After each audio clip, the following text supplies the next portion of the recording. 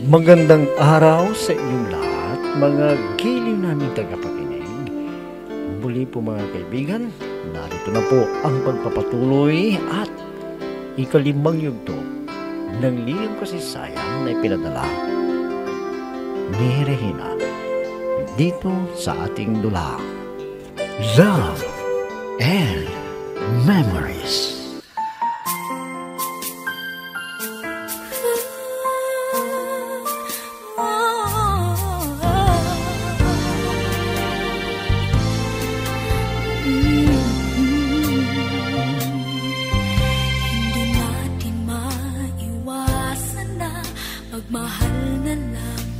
Dumating si Leo para ihatid kami sa terminal ng bus. Kaya si Rex ang nag-agreed at sinabi na kasama ni Leo ang dating nobya. Kaya hindi kami maihatid. Pero hindi ako naniwala kay Rex. Kaya pag-uwi namin, nalungkot ako. Pero naghintay pa rin ako sa tawag ni Leo. Pero wala siya. Hindi niya tinupad ang kanyang pangako.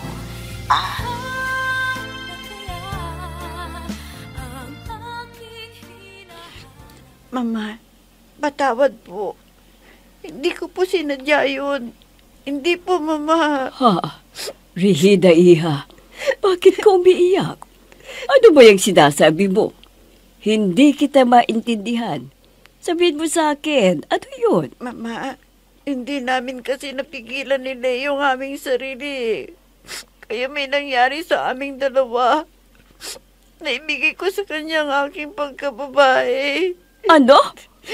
Bakit mo ginawa yon? Nakakahiya ka. Mama, patawarin niyo po ako. Patawad po. Bahala ka sa daddy mo. Ikaw ang dapat na magpaliwanag sa ginawa mo. At alam ko, nasasama ang loob niya sa iyo. Huwag kayong mag-alala, Mama. Ang sabi ni Leo, pananagutan niyang nangyari sa amin. Pakiusap mo.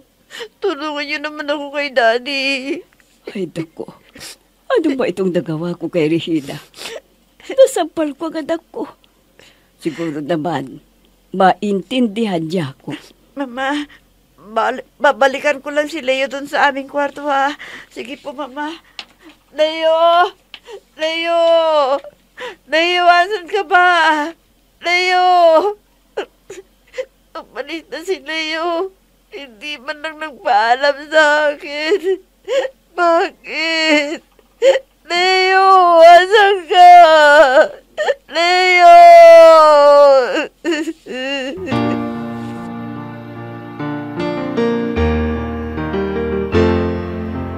I'm so blessed I have you, 'cause you gave the world to me. You're my inspiration, the perfect one in my life forever. You make my life complete.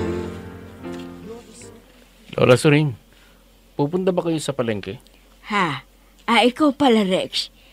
Hindi, Rex eh. Pupunta lang ako sa bahay ng anak ko para ibigay ko tong gulay na pinitas namin doon sa bukid namin. Ganun ho ba? Akala ko pupunta kayo na magtitinda ng gulay sa palengke. Bakit di kayo sumakay? Medyo malayo ang bahay ng anak ninyo dito. Hindi na ako sasakay. Dahil ehersisyo ko ito para gumaan ang pakiramdam ko. Tuwing ako ay maglalakad. Sabagay, tama kayo, Lola. Dapat lang sa inyong ganyan para lumakas ang inyong katawan. Oo. Sige, Rex. Mauna na ako para hindi pa mainit ang araw. At di ako pawisan sa aking paglalakad.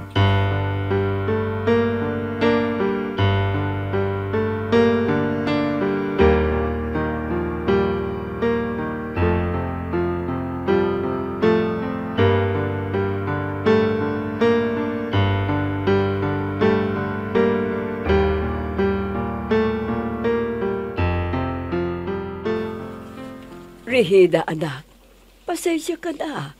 Nabigla ako sa ginawa ko sa iyo. Sana maintindihan mo. Opo, Mama. Tawarin niyo din ako. Dahil sa pagmamahal ko kay Leo, kaya naibigay ko ang sarili ko sa kanya. Asa na ba siya? Para makausap ko. at sabihin na mag-uusap kami ng magulang niya para sa inyong pagpapakasal. Wala na siya sa kwarto ko, Mama. Bigla siyang umalis na hindi man lang nagpapaalam sa akin. Ano? Hindi pwede na iwanan ka niya. Kaya babalik tayo sa lugar ni Inday at sabihin ang ginawa ni Leo sa iyo. Sige po, Mama. Ang sabi pa sa akin, pakakasal daw kami sa lalong madaling panahon. Bakit ngayon umalis siya? Ano mang nangyari sa kanya? At ayaw niyang humarap sa akin para pag-usapan ang nangyari sa inyo. Ang mabuti pa, Mama, siguro bumalik na lang tayo kina Lola para makausap ninyo ang mga magulang ni Leo para pakasalan niya ako at hindi nakakaya ang pamilya natin.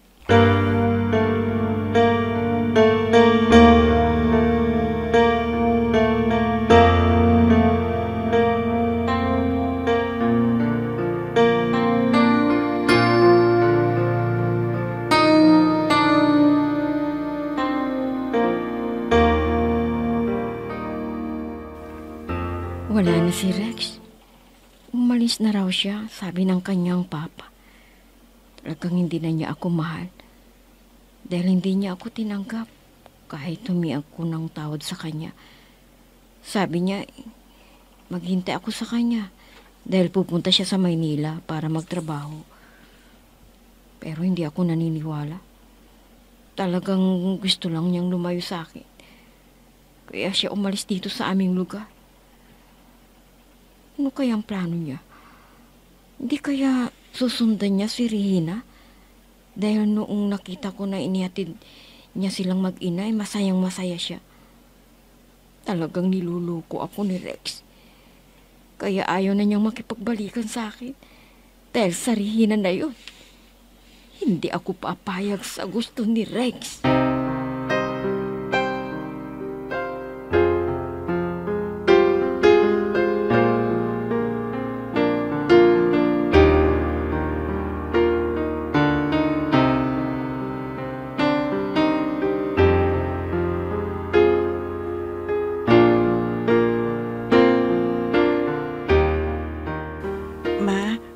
May sasabihin sana ako sa inyo Pero, wag po kayong magagalit ha. Ano yun, anak?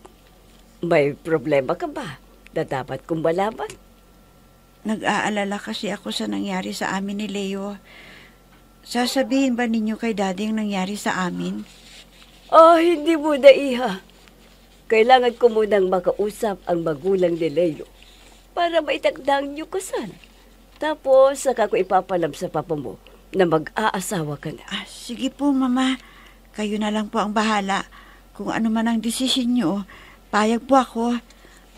Salamat, Mama, ha? Dahil nauunawaan ninyo ako. Wala na akong magagawa, iha. Kundi ang kailangan ay pakasalan ka ni Leo para panagutan ang nangyari sa inyo. Ganoon na lang, Mama. Baka magalit sa akin si Papa dahil hindi ko iniingatan ang dangal ko. Oo, iha. Pati ako ay madadamay na pagalitan ng iyong papa. Dahil kita napagsabihan tungkol sa iyong pakikipagnobyo.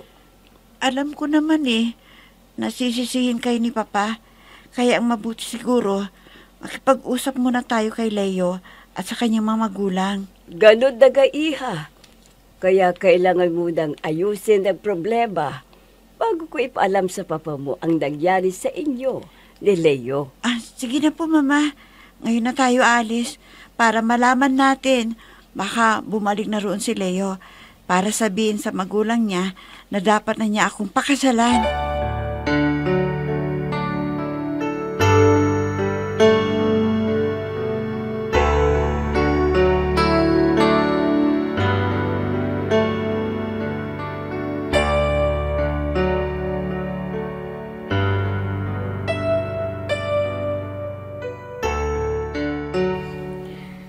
Lola Suring, pwede ba kayong makausap kahit sandali? Sana ay hindi ako makaistorbo sa inyo.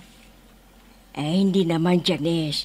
Dahil maaga pa ako bago magluto ng aming tanghalian. Kaya pwede pa tayong mag-usap. Ano ba kasing problema mo?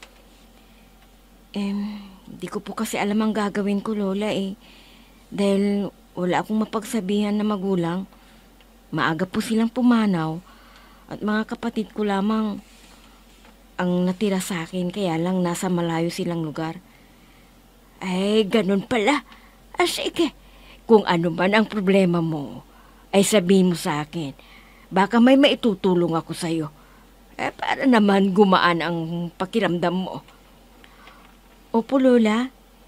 Hindi ko kasi alam ang gagawin ko Dahil nakipagkalas na po sa akin si Rex. Bakit? Nag-away ba kayo? Pwede bang sabihin mo ang dahilan at nakipaghiwalay na sa'yo si Rex? Kuwan po, Lola Naghinala ako na nanligaw sa apo ninyo dahil nakita ko na nakaangkas si Regina at inihatid dito sa inyo. Naintindihan kita, Janice. Diba, nagtanong ka sa akin noon kung nanligaw si Rex sa apo ko. Pero hindi, kundi si Leo ang sinagot naman ni Regina. Si Leo ang mahal niya Yun nga po, Lola Humingi po ako ng tawad sa kanya pero ayaw na niyang makipagbalikan sa akin. At sinabi na magtatrabaho muna siya sa Maynila. Ganito na lang ang gawin mo, Janice. Hayaan mo munang humupa ang tampo niya sa'yo. Dahil sa hinala mo noon, kaya lang hindi mo pwedeng baguhin ang desisyon niya. Kaya hintayin mo na lang si Rex na bumalik sa'yo. Siguro, nagpapalipas lamang yon ng sama ng loob sa'yo. Kaya hintayin mo.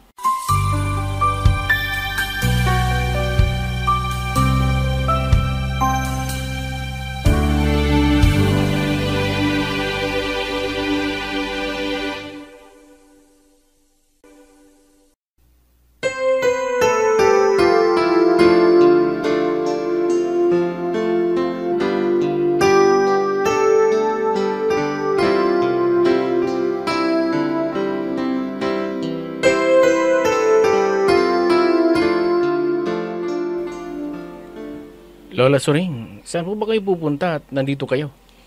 Pupunta ako sa bayan. Mamamalingki ako.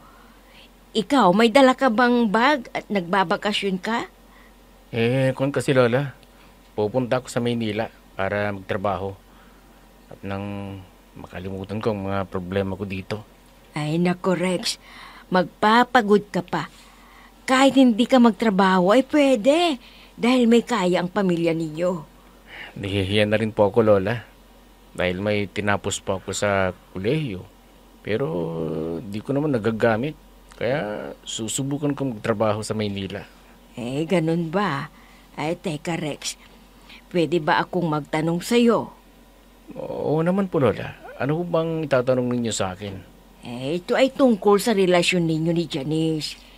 Totoo ba na pinutol mo na ang relasyon ninyo? At bakit naman? Alam ba ninyo, Lola? Sobrang higpit niya sa akin Lagi siyang nagsiselos. At hihinala sa akin na may iba akong nililigawan. Hindi ko na kaya ang ginagawa sa akin. Sinabi niya sa akin ang dahilan. Alam mo, mahal na mahal ka ni Janice. Kaya sana, bigyan mo pa siya ng isa pang pagkakataon na patunayan na hindi na uulitin ang mga ginawa niya sa'yo. Sana naman ay maunawaan mo. Ganyan talaga ang magnobyo. May pagkakataon na mag-away. Pero dapat ayusin dahil nagmamahalan kayong dalawa.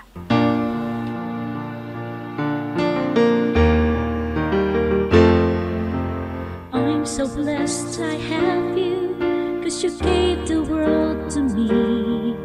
You're my inspiration, the perfect one in my life forever. You make my life complete. Si Rex yun At may dala siyang bag. Talaga yatang pupunta na siya sa Maynila. Kailangan ko siyang makausap para hindi na siya tutuloy sa Maynila. Baka makakita siya doon ng ibang babae at ipagpalit niya ako. bakit kasi di ko siya inintindi noon eh.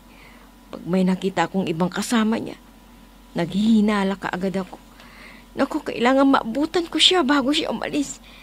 Dapat, napapigilan ko siya.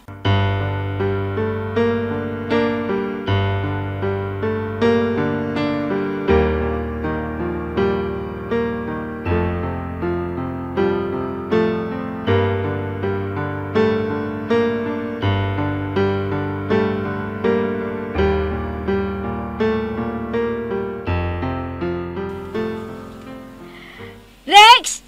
Sandali lang! Mag-usap muna tayo. Huwag ka muna umalis.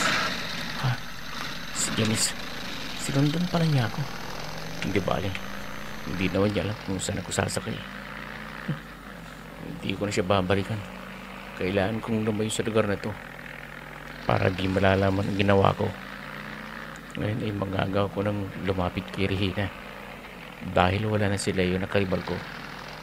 At di na rin hadlang sa akin si Janice dahil pinutol ko ng aming relasyon. Kaya malaya na ako. Goodbye, Janice. Akala niya ay malilimot ang mga ginawa niya sa akin. Papalitan kita kahit ilang babae. Pero hindi. Kailangan na matupad ang pangarap kong si Regina ang pakakasalan ko. Dahil siyang tunay kong mahal. Kaya hahanapin kita, Regina.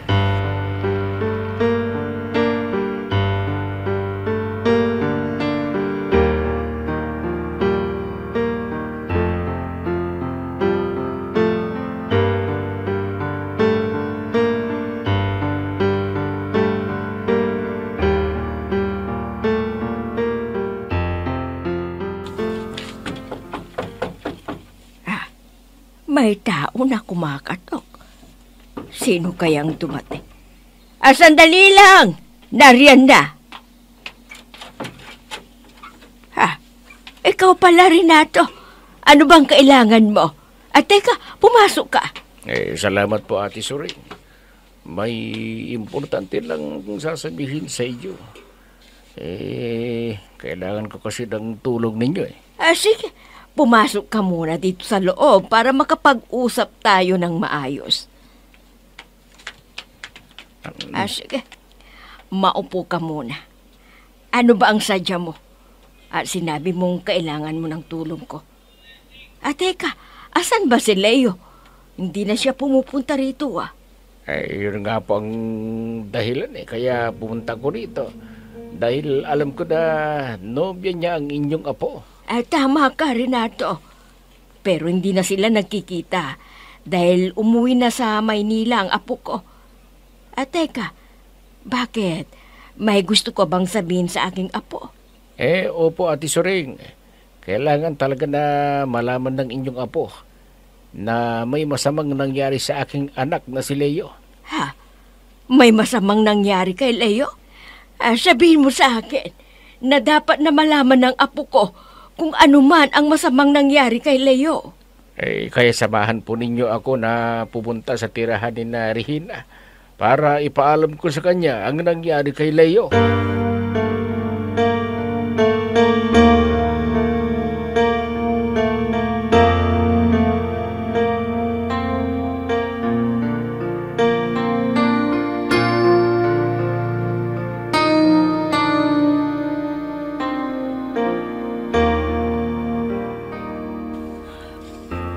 Mabuti at nakarating tayo ng maluwalhati dito sa bahay ng lola mo. Naku, Mama, nakakapagod pa lang magbiyahe ng 4 na oras at sigurado ako na magtataka ang lola kung bakit bumalik tayo rito. Ma, di kaya magagalit ang lola sa akin? Hindi naman siguro. Maintindihan ni Inay yan. Teka, tahimik ang bahay ng lola mo. Baka nagpapahiga doon sa kwarto nila. Ma, bakit kaya ako biglang kinabahan? Hindi ko alam kung ano itong nararamdaman ko. Ay, dako. Baka naman excited ka lang, Iha, na makita mo uli si Leo. Kaya ganyan ang nararamdaman mo. Ay, di bale. Magkakausap din kayo ngayon. Dahil ipapatawag natin sila dito para magkakausap tayo. Sige po, Mama, ha. Kakatok na ako para malaman ng lola na nandito tayo.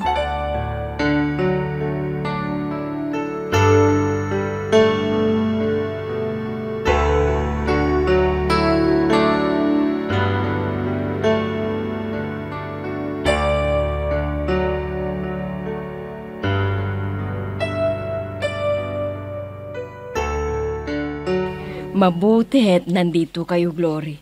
Dahil pupunta sana kami sa Maynila, sa bahay ninyo. Dahil may gustong kumausap sa inyong dalawa. Ha?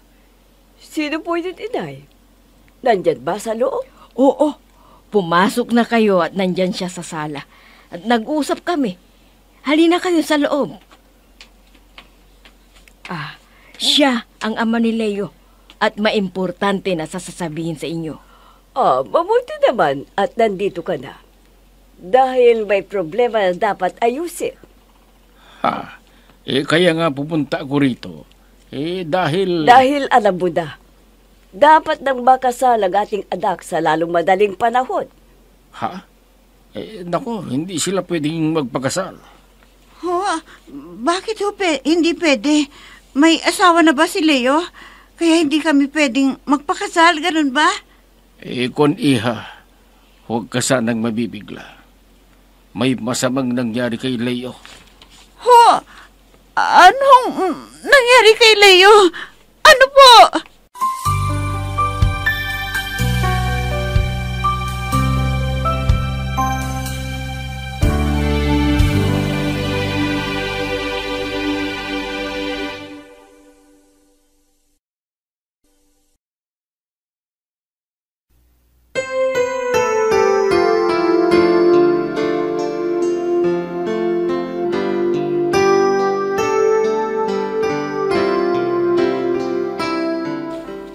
Totoo kaya na may masamang nangyari kay Leo?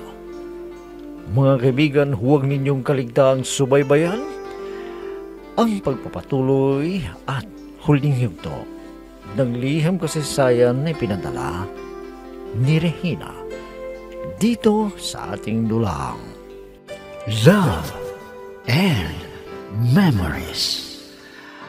Mga nagbibigay buhay sa ating dula ay sina Mayra Abrihal Narnola, Susan Malikdem, Robert de Guzman, Yehuda Ismael, Eva Alcoriza, Jun Cabato, Ami Diaz, at si Oscar Ora. Technical supervision at musika ni Oscar Ora. Nilapatan ng tunog ni Robert de Guzman. Mula sa panulat at direksyon ni Ami Diaz. Love and Memories. Inihahandog sa inyo ng F3 Recording Studio para sa Pambansang Radyo ng Pilipinas, Bombo Radio Philippines.